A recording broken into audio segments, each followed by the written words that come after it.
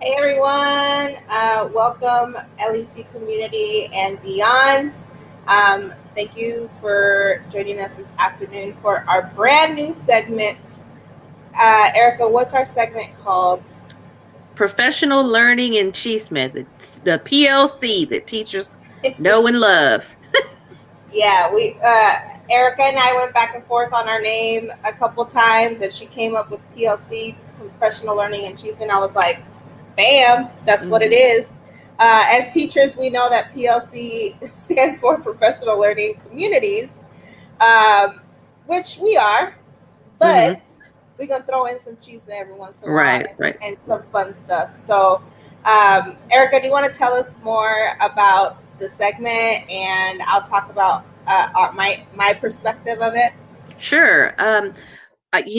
You and I had a conversation last time that I just like really enjoyed. And after it was over, I was like, how do we keep these conversations going? What can we do if there are teachers out there that have a question and it's not a question that maybe they're comfortable asking in their school community, and they're specifically interested in like, okay, well, what do their fellow Latina teachers think, or what do other teachers of color think? Or this, I'm being asked to do something that isn't what I learned in my program. Am I doing the right thing, not doing the right thing? And so we're kind of the helpline. Like, you can throw out a question and maybe we'll answer it the next time, or you can ask a question in the chat. But just a way to be like lighthearted, advice giving, people who get that you're like invested in the community and want to help kids, but also like not that serious sometimes. And it's like, yes, I want to read all the research I can, and I'm watching the Snoop Dogg verses. So if you're like between worlds like that, then this might be something that you're interested in, or you really care about kids and you want to be an outstanding teacher, and also you're just not trying to impress anybody with your degrees or your credentials. You just want to do a good job.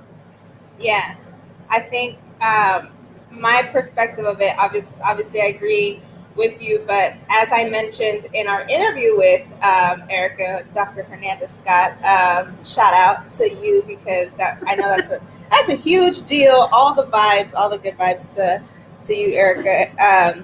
So Erica was my professor my junior and senior year at UMKC. My mentor as well, actually. And if you wanted a real, authentic feedback about your teaching, you went to Erica. And that's really what teachers should strive for, right? Is to have some constructive feedback, along with the positivity. But Erica always just brought the real, the authentic feedback, as well as like up to date research, and like she's just throwing it at you. And I'm like, you know what, Erica and I need to be long term people. So obviously, I'm not at UMKC anymore, and Erica isn't at UMKC anymore, but we've kept in touch. Uh, I mention a lot of times to people that I am first generation high school graduate, first generation college attendee, all of the things, right?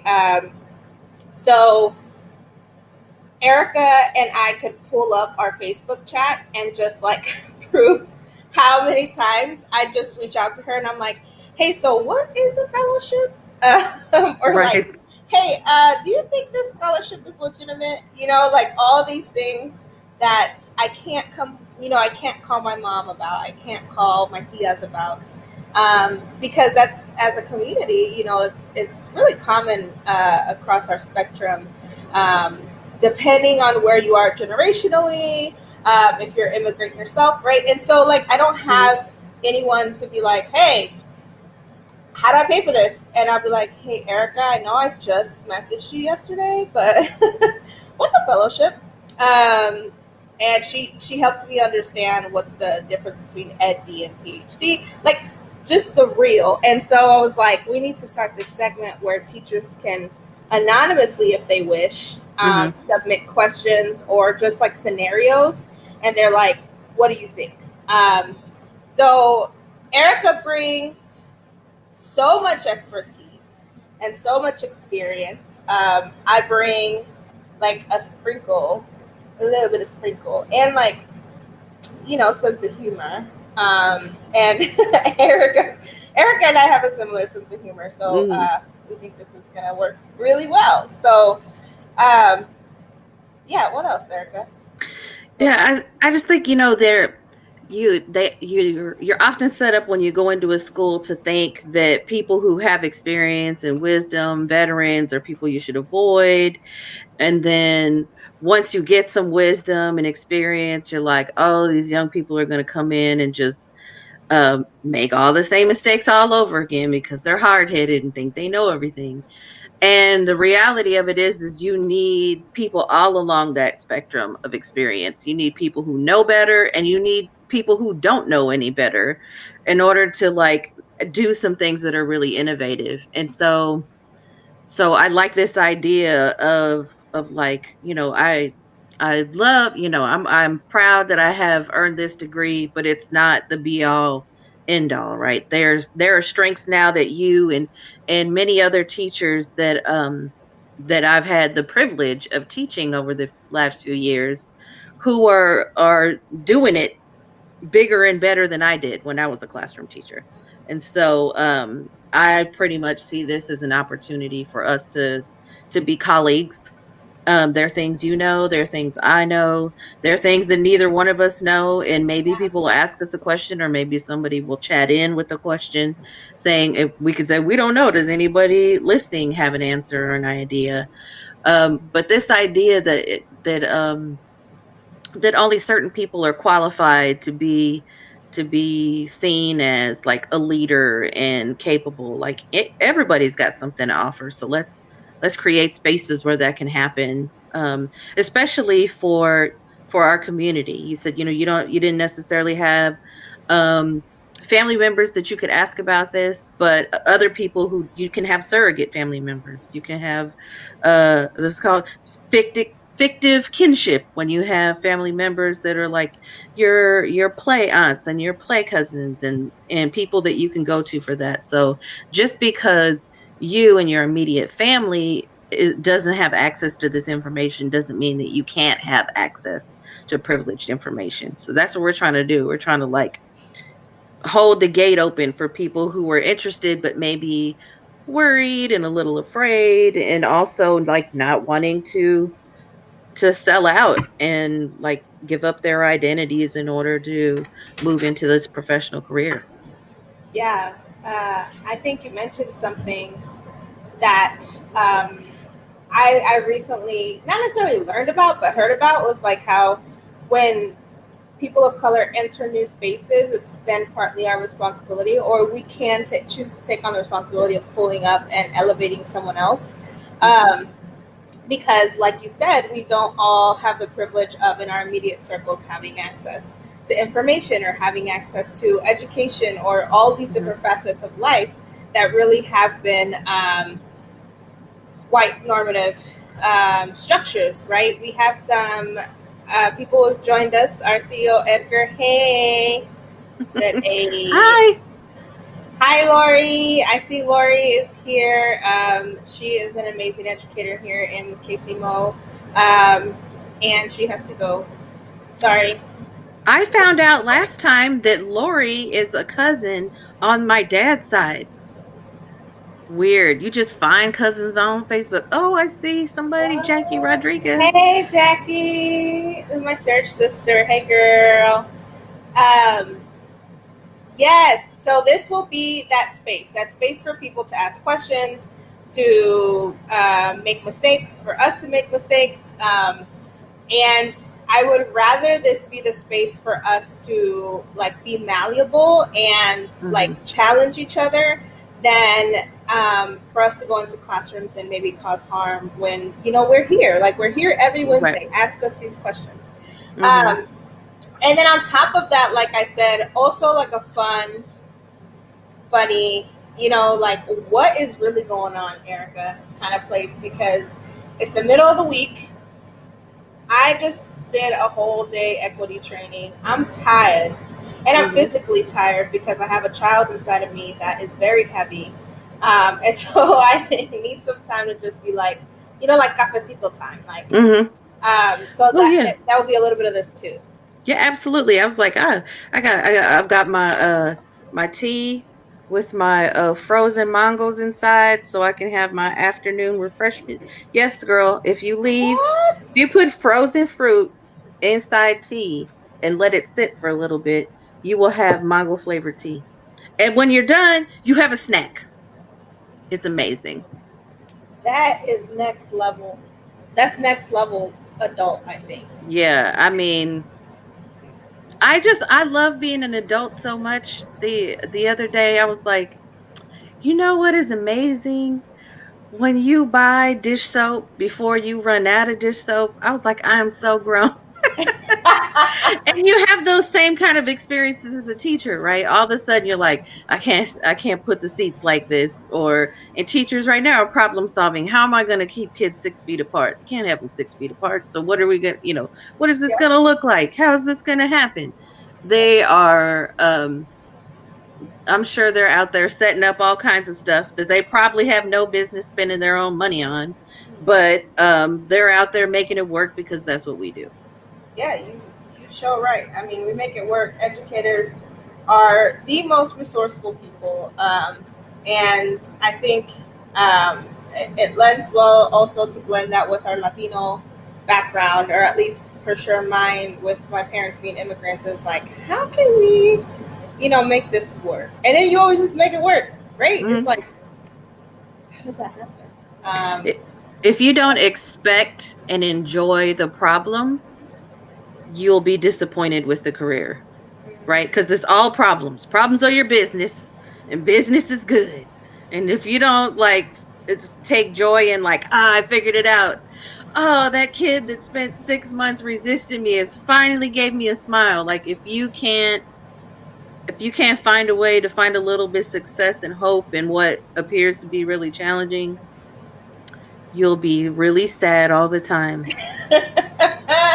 I wish you would have told me that when I was in college. Maybe you didn't. I just I didn't did. listen. But I did.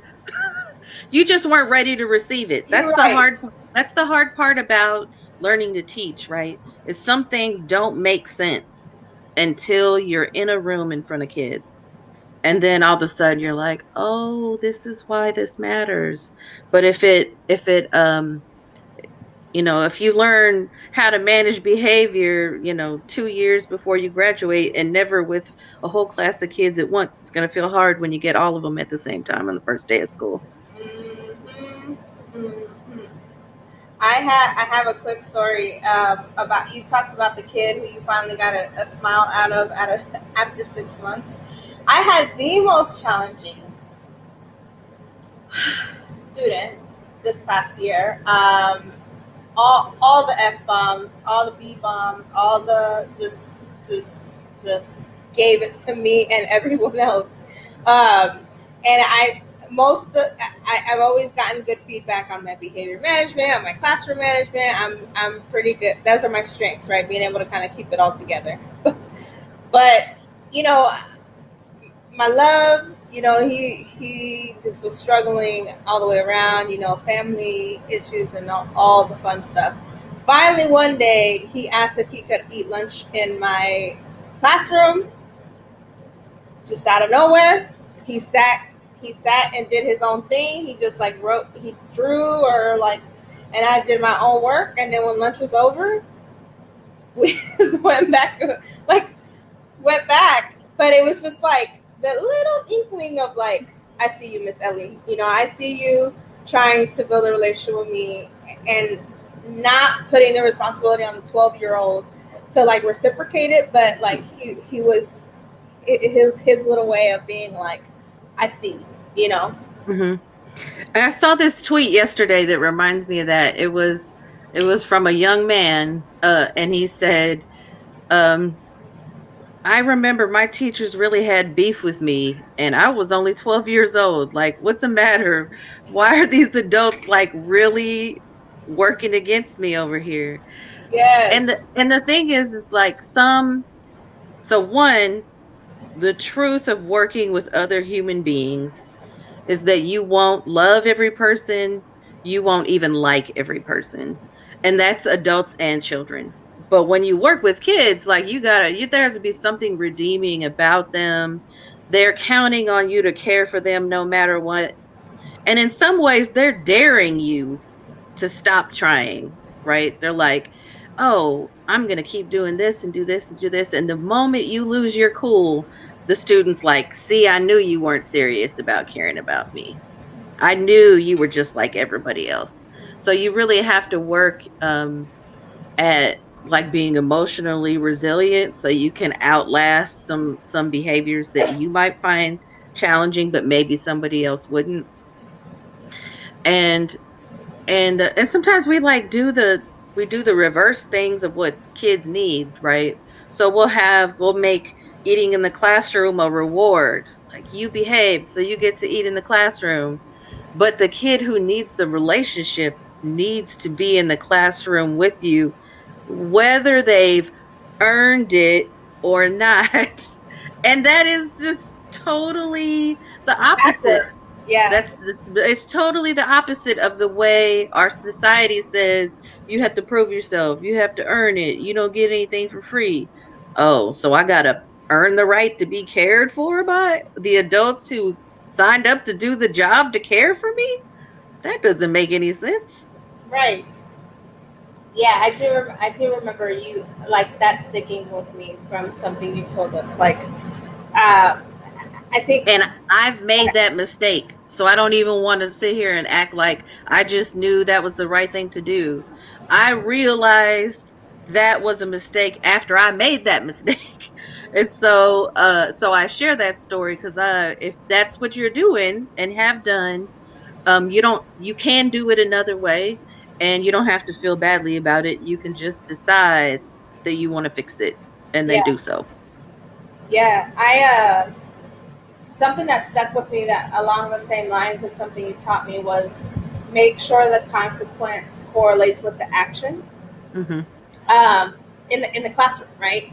And so I remember that I had an interaction with a teacher who the consequence of the students not doing their work was like missing recess or something along those lines, right? And we had this conversation in IUE and in our teaching program about how counterproductive that is, because oftentimes the kiddos that are not doing their work or cannot focus in class are oftentimes the kids who need recess the most, right? The light behind me is super ghetto, so it does that, but it turns on and off. So anyway, so I kind of went back and forth with the teacher, and I was like, okay, I get it, because taking away recess is like an easy go-to. Like, that's your fun time, so I'm gonna take it away, you know. But where's the correlation with the action? How is the consequence correlate? Because really, like, if I really don't care about recess, I'm like, damn, that's all I gotta do. I don't gotta do my work, and then all that happens is I lose my recess. You know, I ain't gonna do my work any day. You know what I'm saying? But if it's like, hey, guess what? So you're gonna do this work, but it's gonna be at a time when it's not favorable for you, or maybe I have 30 minutes after school today. Maybe instead of going home and playing video games tonight, I can call your mom and see if you can hang out and do your work. You know what I'm saying? Like, this work is getting done, sir. You know, like, like, does that make sense? I don't know what else to say to like summarize that, but that was one of the things. Like, correlate your consequences with the action. Mm-hmm. Well, it's like the appropriate response for not doing the work is to do the work, right? And if everyone hates the work, then maybe we're assigning the wrong work. Because nobody wants to race home to do a worksheet, and yet I gave them out over and over again, right? So maybe we're asking them to do the wrong work. So it's just like, what questions do you want to ask yourself? Do you want to figure out how to get this person to comply? Is it about control? Or is it really about the work? You know, because I had students where their homework assignment was to just read this little book, leveled book, out loud to someone. and all they had to do was have somebody like initial that it had happened. And if they didn't get a chance to do that, I'm like, what happened? They're like, oh, there was nobody home. Oh, I forgot. I'm like, okay, well, I'm organizing these folders right now. You sit here and read it to me. Because all I want to know is that you read. Now, some folks would say that teaches the kid that they don't have to be responsible for everything else. Is this the hill we're going to die on? Is this book the thing that's going to help a person become a responsible adult? No, it's not. We're not responsible for it. We don't know what that child was responsible for. They might have cooked dinner. They might have taken care of 3 other people and then was like, oh, reading this isn't the top of my priority list. It wouldn't be for me if that was the case. Right. So it's like one thing, if kids know how to hustle the system, then why not help them understand how it works? Oh, you didn't get it all read? Then you better get to class right away as soon as the bell rings so that you can read to me before and get your morning work done and then still have free time. Otherwise, all of your free time during the day is going to be taken up with you trying to finish this. And so it's like time somewhere. It's also like a signal to us that maybe we don't need to cram every single minute of the day full of something to do. Like there should be some downtime. I Right. take downtime all the time. Right. Like, oh, I need to get up. I've been sitting here at the computer too long. Let me go put the dishes in the dishwasher. Then I'll come back and finish so I can be more productive. All of a sudden, we ask more of kids than we do of ourselves, knowing we don't work that way. We would never, never work at a job for 8 hours a day where somebody controlled every single movement we had, including when we could eat, drink, or go to the bathroom. But somehow it's okay for kids. And then at the end of your workday, you'd go home and like research stuff about your job, or do work about your job. You know, like I tell my sister, or like people who work non-educator jobs, I'm like, so tell me about how you get to go home and like not focus, like not do anything for your job after school or after work, because as educators we're like grading, calling parent, right? But yeah, imagine if all day you're like just controlled by someone, and then at the end of the day you're like, I totally want to go research banking right now. Like I just want to learn more, you know. But then we expect our kids to do that. Absolutely. Yeah, it's just like so many things that we experience as students ourselves are the opposite of what human development tells you need to do in order to make people be interested. So the great thing, yeah, it's just the total opposite. Like choices, and the people who get the least amount of choice are the students from Black and brown communities, or the students from poor communities. And so so we educators are responsible for like trapping people into jobs where they don't have choices, because that's all we train them up to do.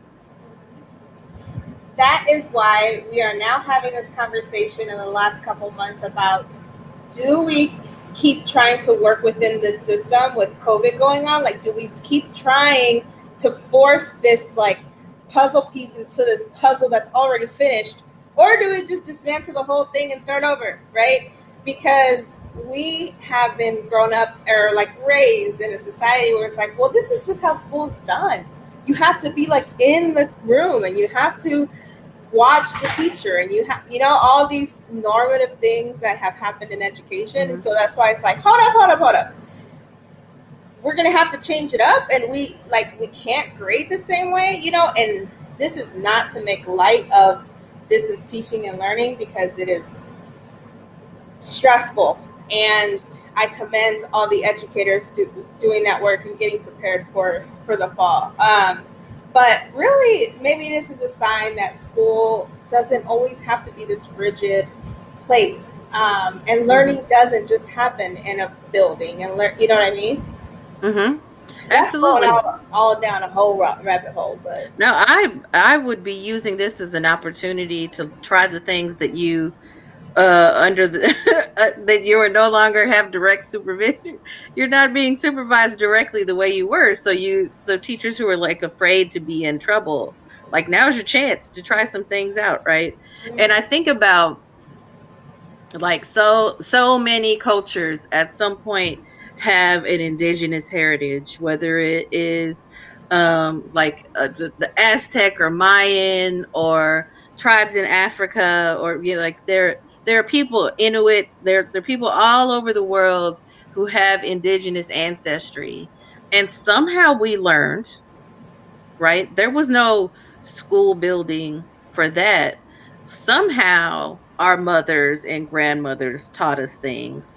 And we learned by watching, we learned through apprenticeship, we learned through storytelling, we learned by using math in the environment. We created things, artwork, you know, pottery, poetry. So there's like, and if you say, like, if you're one of the people who out here supporting the decolonization of teaching and learning, like, this is it. Now is the chance. Yep. Yes. And I love how you said that this is an opportunity to um, like fight the power a little bit. Absolutely. Because FYI, the power is confused right now. They do not know what they're doing. they don't know. Because no one knows, right? Like, this is our first pandemic In our lifetime. in our Yeah. lifetime. You know, nobody knows. Um, Um, and we that's put leveled the playing field. we need to put an asterisk in our flyer and be like, may give advice that is hashtag fight the power. So just, No, if you ain't about it, it's no. okay. We'll help I give advice that's hashtag children first. you. Right. Thank you. Whatever else that means, take it or leave it. I like saying fight the power because that's the mood I like to Yeah, function yeah, in. it is. It's a very let's blow things up kind of mood right now. My Um, I did my strengths finder like tests or whatever through uh-huh. search, and my number one strength is restorative. So that tells you, like, I'm like, oh, this is a systemic issue. Yes, let's go fix it. Let's go blow it up. Yeah, yeah, absolutely, absolutely. And the thing is when if you blow it up, you got to have something to replace it. So it's not just like performative in Yeah, that you want to say, oh, you know, we want to fight the power. For what purpose? great. To what end? You know, With sometimes people get what wrapped up in that. capacity? Yeah, like, what in the end. And the great thing about being an educator is that part of fighting the power means being really good at your craft. That you can teach reading outside of the schoolhouse. You can teach children to love literature. You can teach them to want to write. You can help children have experiences that are so that they don't look back, you know, full of trauma and scars over this like year in their life. Yeah. Right? It could have been like, oh, that one year we did all those great things because we didn't have to go to school. We learned so much. hmm I was just having a conversation with my educators of color, or women educators of color group. They're like, what would be the terribleness in taking a gap year, A gap year. like this year for school? And I don't know how I feel about it yet because Mhm. it was the first time I heard it. But like, if everyone was just like, let's go back to the drawing board on this whole school thing, and like hopefully by next August we're like ready. Mhm. I know it's a big stressor for parents right now with Mhm. going back to work, all that stuff. But if we really treated this as an economic issue and a public health issue, which is what it should be, and not a public school issue, which is what it should not be, and we just said, let's just take a break and think about how we've been doing things anyway and see if they've been working. Like, evaluate if they've been working, you know? Mhm. Yeah, I think what's hard about that is that you need a whole movement of people, including families, who need to go to work, Yeah. right? So I think as a community, if you could identify ways for children to be cared for and for families to still work maybe on some kind of rotation, then that could be done. But it's not something that educators themselves can or should decide without community input. If the Yes. community said, we're going to take a year and this is how we're going to make sure that we come back stronger. But And I also don't think we need to take a year though. I think like we could we could boil things down to like, here are the basic principles that a person must experience. I'm going to speak purely elementary.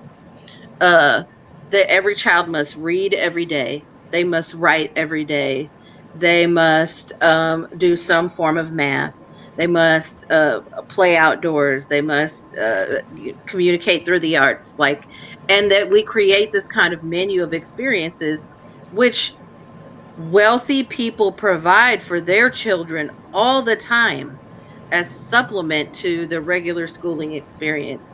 So if we looked at what kind of experiential learning the wealthiest people provided for their children that didn't require sitting inside the four walls of a classroom, I think we'd find that some of those things at work already exist. And it doesn't mean that you have to have adults there to help them like do experiments and things like that. I also think there's a way to handle the issues with equity yeah. around that. But it can't be just one person or two people. Like, you need people all along, teachers, families, administrators. Everybody's got to buy into that idea of we can take advantage of this opportunity and children can learn anyway, or because of COVID instead of in spite of it. Yeah. Yeah. Seeing it as an opportunity, because really we don't have a choice, right? At this Right. point, I mean, I guess we do, but in order to keep everyone safe, the choice would be to not go back into schools. I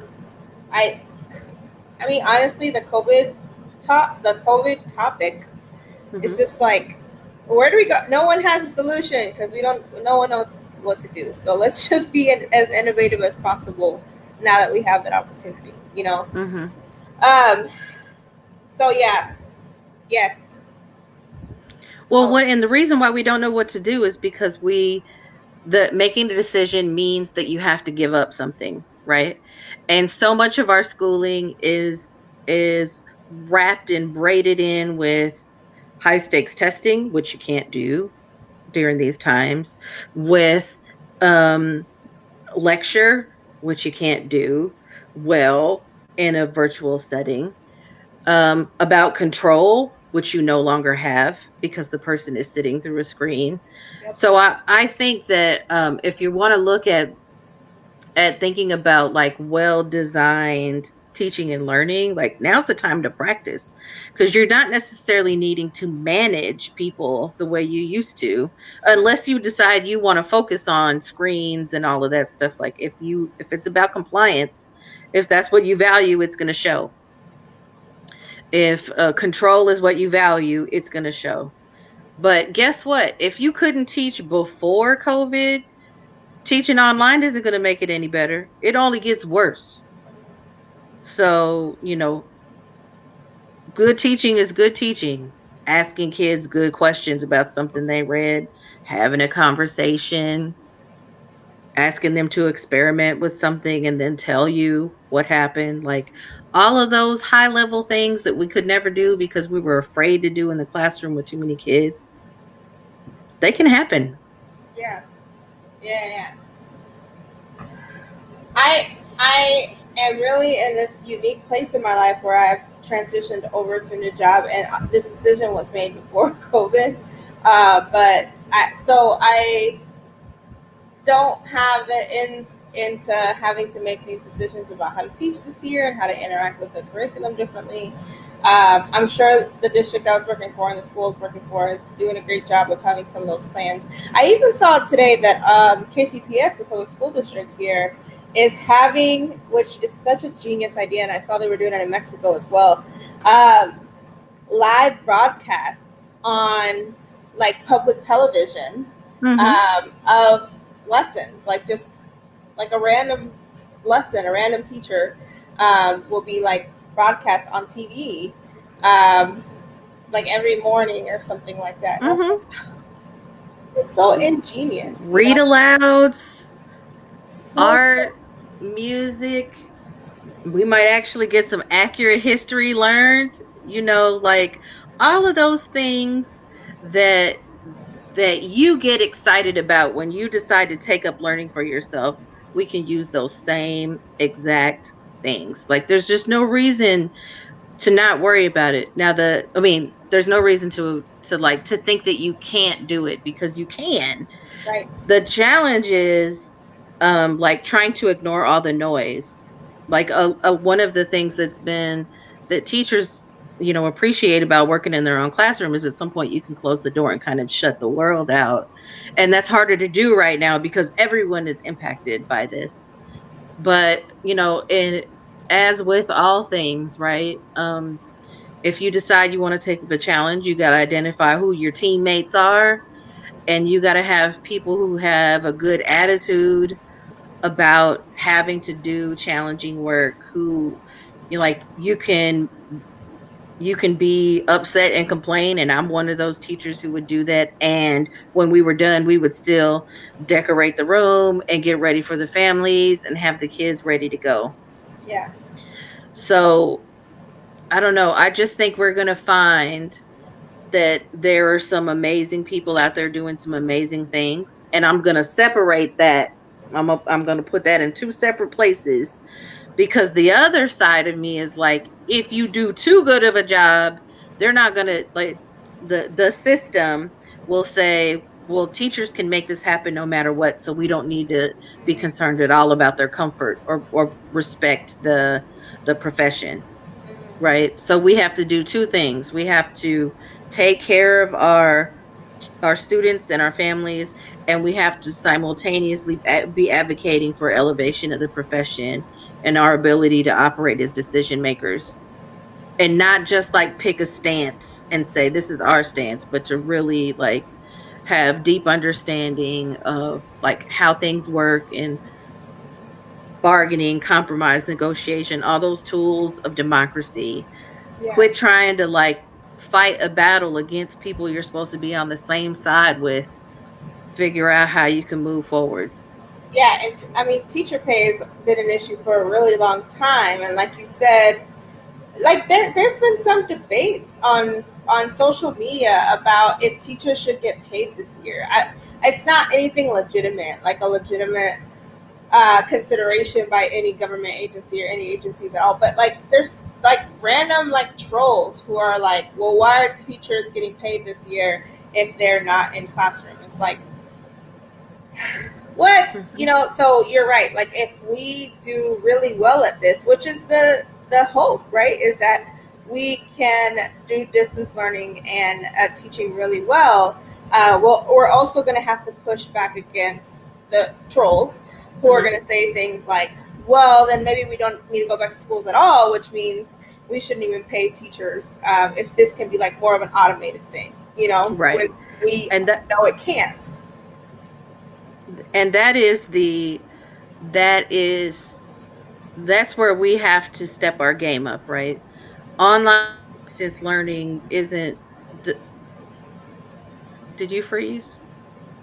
No, I see you frozen. Can you hear me? Oh, I lost you for a second. I'm like, did you keep going, or was that me that froze?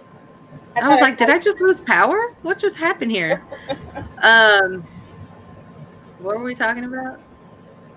Pay, teacher Oh pay. yeah, distance learning is not online worksheets, right? Right. It's more like we have to take the stance that we are so good at helping other people learn that I don't have to be next to you all day long for you to get some great benefit of me being guided by me, right? But if our goal is to make it so that we're not necessary, then we're doing ourselves harm.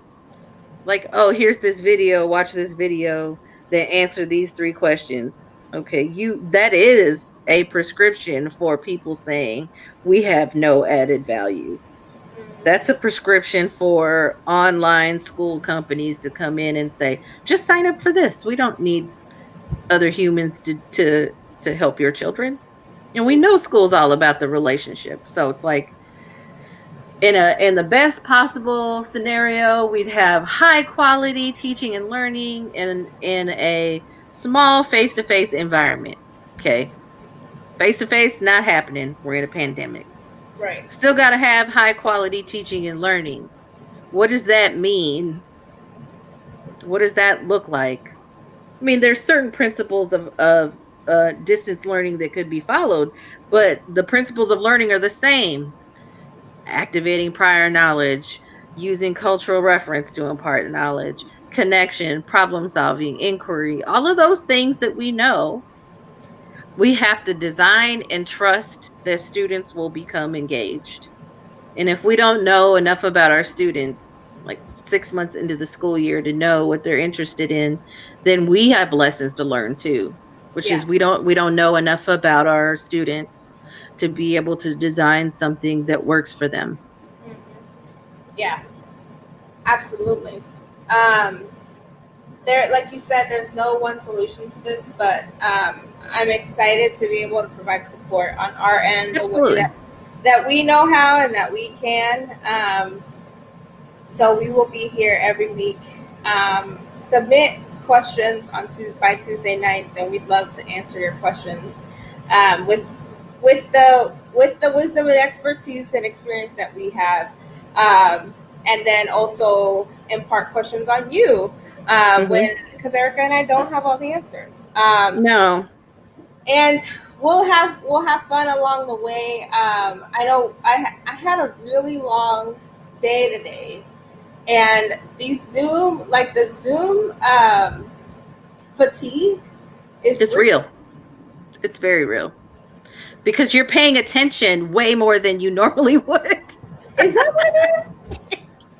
You have to really you're focusing the whole time, because if you lose focus, other people can see it. So you have this surveillance, this vigilance of yourself that you don't normally have. You kind of forget that you're there. So you have this hyper awareness of me in this place. What? Maybe It's that's what it is. exhausting. I'm It's exhausting. exhausted.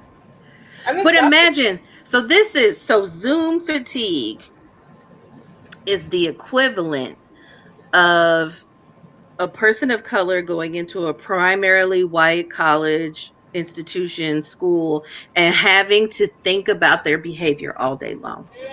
That's what it's like. That's analogous to I'm under surveillance and I have to be very aware of it. And some of our students do that too. And then we're like, why aren't you paying attention? Why are you so tired? Because they're using their cognitive energy for other things. Wow, that analogy. Yeah, that's deep. That's deep. And so, yes, that's deep. It related to something that someone told me recently, but see, I'm so fatigued I can't even think about it. We can talk about it next week. Be like, next week's list. Yeah, seriously. I'm also trying to figure out. So I know we've been in the Zoom world for a little while now, but now that I am very pregnant, I feel like I just can't get comfortable. Like this chair, I bought this chair. It's a nice office chair, but I don't. It makes my back hurt, and so I have a yoga ball that I also bounce on. Mm-hmm. I just can't. I don't. Maybe it's just the woes of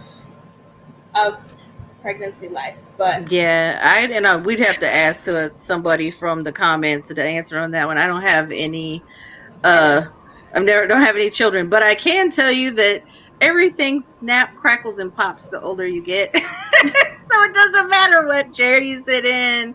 Like you're rarely are you like, this is an amazing chair. I don't have any pain. Like it just gets worse as you get older. or like, is there a chair designed for sitting in Zoom meetings for 8 hours? Like I don't even think I'm pretty sure humans are not designed to do that. Like we're not supposed to be sitting in front of a screen 8 hours. So we're probably working against evolution to some our DNA is rebelling with this.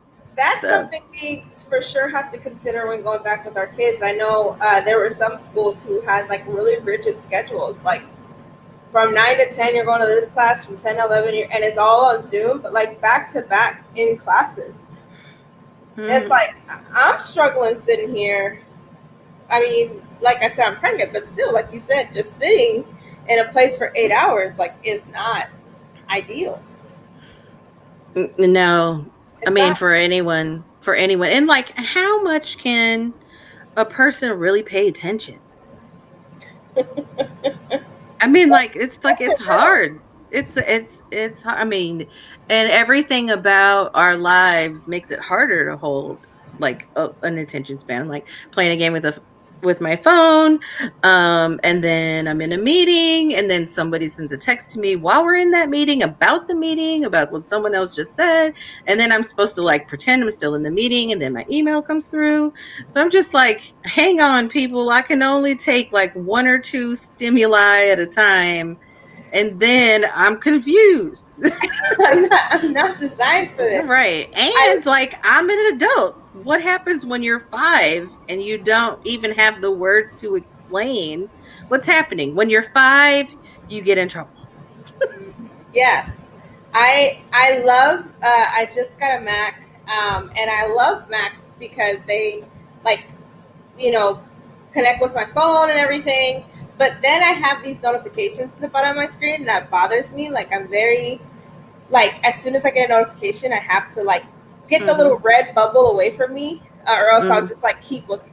But I have like 3, 4 red bubbles right now because I've been in this meeting Mm-hmm. and like not trying to text or email while I'm in Mm-hmm. this meeting. But like that's a very real thing. Like I don't want yay, hey Marta. I don't want Uh-huh. to be so distracted. I'm just I can't. Marta says, I'm designing my online high school Spanish classes in 15 to 20 uh, chunks of time, maybe minutes, or 15 to 20 different chunks of time. Lots of breaks, Probably. games, and standing up. Right. And that, whether it's online or not, that's excellent practice, right? So this is an example of a teacher that's just doing good teaching, Mm, period. Now in an online environment. yes. I love that. Minutes, she said. 15 to 20 Yeah. minute chunks of time. We That's got you. awesome. We do. We filled in the gaps. We know what you meant. I didn't because I have fatigue. I just read. I didn't even realize the word was missing. My brain just put it in there and kept it moving. I love that. You're just a genius. No, I'm not. That's awesome, Marta. I think, like Erica said, that's just good teaching, right? What don't they say for every year a kid, like on average, for every year old that a kid is 1 minute for how long they can pay attention in one sitting, or something. So like Something like that. if you're 10 years old, then like after 10 minutes you're like starting to check out. If you're just like listening to a lecture, like or like focusing on one thing. If it's like 10 minutes is like a lecture and then talk to your partner and then go with your group and then come back and we'll lecture again all in 10 minutes and that's great. But like as a 10-year-old, you can only focus on one thing for 10 minutes. Marta's laughing with us. She said, I'm 48 going backwards myself. It's not. It's this like adults 15. If you have an amazing relationship, maybe you can get adults to pay attention like nonstop for 20 minutes. But like you have to try to have like chunks to separate it up, to change the state. So, but Yeah. the beauty of it is that every time you shift, right? 15 minutes of this, then you turn and talk. 20 minutes of that, then you get up and take a walk, right? Every time you do one of those changes in state, you get to start your clock over. Like you get just like, oh, restart, and then you can keep people moving. One of my colleagues, her name was Jenny Seidel, when I was an instructional coach, she said that I think this is where I got it from her, that a classroom was like an accordion, right? That like whole group, small group, partners, individual, independent, And that throughout the work, sometimes you're moving that accordion throughout the day, whole group, small group, partners, independent, and every time you move it, you get to start your clock over, and all of a sudden hours feels fast because the moment you start to drift, there's a change. The trick is to just make sure you don't do it so fast so that people are like, what is going on? I don't even have time to think. Yeah, like I'm lost. But that's a good way to think of it, especially, I mean, like you said, good teaching is good teaching anytime, but in online learning, keeping kids, I mean, engaged was like the biggest problem in the spring because, of course, we were functioning off of emergency and not off of like critical Right. or careful planning, right? But yeah, like constantly, it's just how our brains work. Our brains aren't meant to be doing the same thing for 8 hours or even an hour, you know? Mm-hmm. I can attest to that. Like, I'm so antsy after sitting in And front of my laptop for all day. my organization was like very, very, very high functioning with Zoom before all of this happened. And so, but people still want the same thing, right? Which is like a few minutes to like gather themselves, to have some social conversation, jump into the work, not have time wasted. You know, the same thing. Somebody tells a story that's unrelated. Somebody takes over the conversation. Now we're off topic, right? All the same afflictions apply.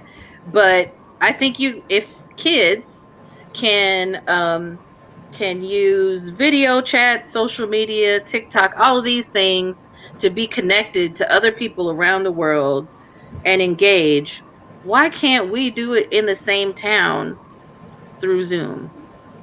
Like we can, it's possible. It's just deciding like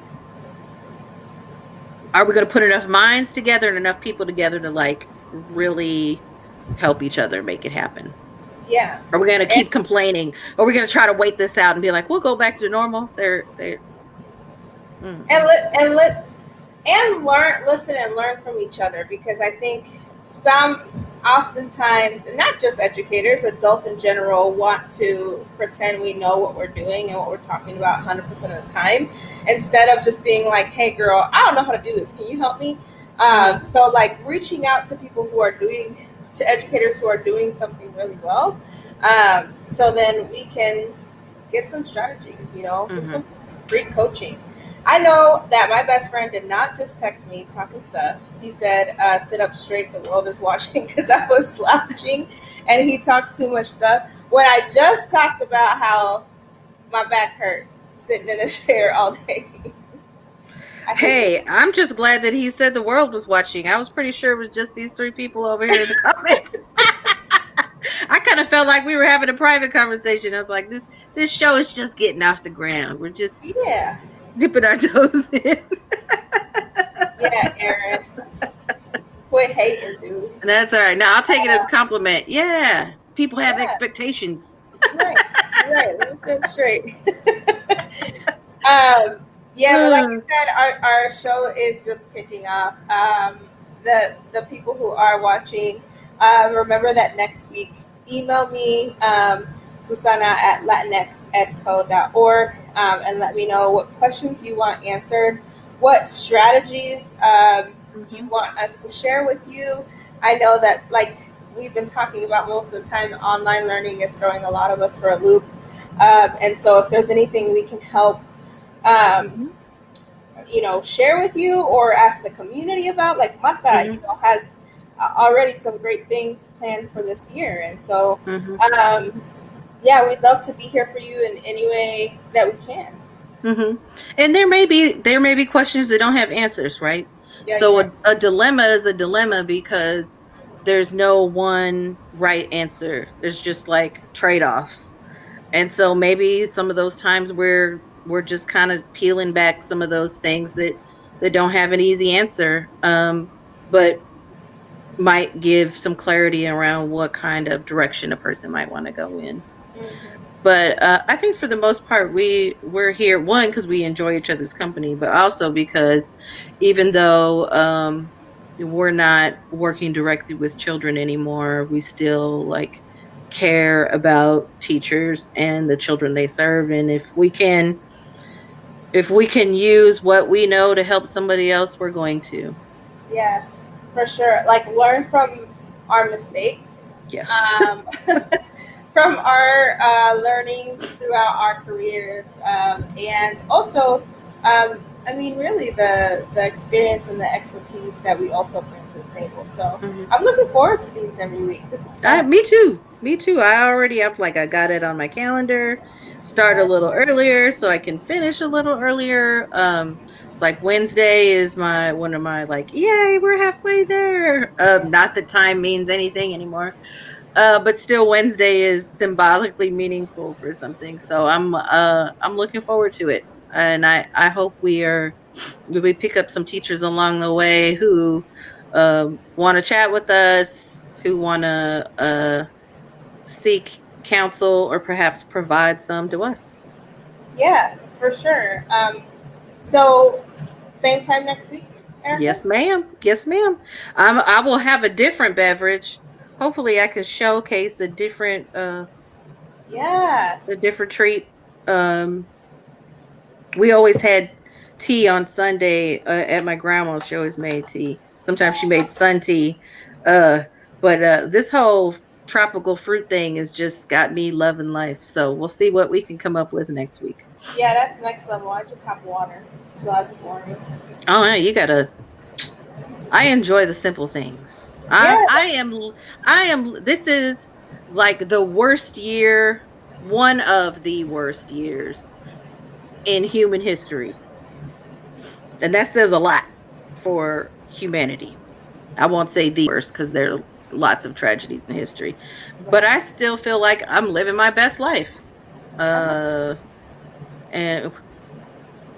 whether it's fruit in my tea,